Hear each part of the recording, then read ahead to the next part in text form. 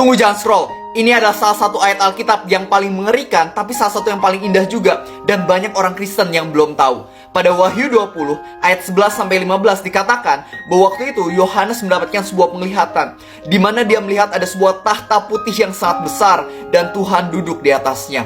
Lalu di hadapannya, bumi dan juga langit sudah lenyap, dan orang-orang yang mati, baik yang besar maupun kecil, mereka hadir di hadapan tahta suci ini.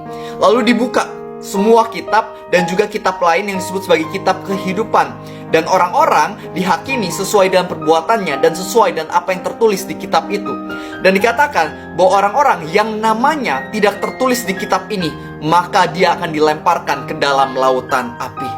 Teman-teman, di sini kita diperingatkan bahwa nanti setelah kita meninggal, kita akan menghadap ke tahta Tuhan.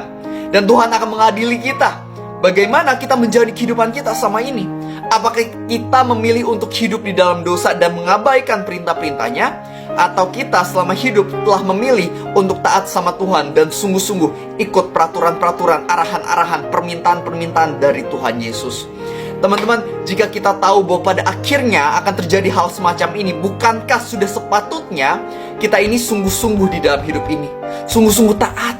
Bukannya malah hidup di dalam dosa, bukannya malah menyebar kutuk kepada sama, tapi mulai jadi berkat, jadi garam dan terang seperti yang Tuhan minta dalam kehidupan kita. Jika kita tahu bahwa pada akhirnya kita sungguh-sungguh akan menghadap Tuhan, bukankah lebih baik kita sungguh-sungguh punya hubungan sama Tuhan ketika ada di atas bumi ini? Bukan menolak Dia, melainkan menerima Dia sebagai Tuhan dan Juru Selamat dalam hidup kita.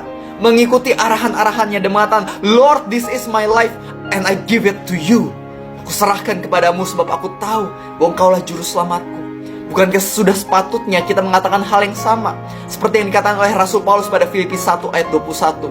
For to me to live is Christ and to die is gain. Bagiku hidup adalah Kristus dan kematian adalah keuntungan.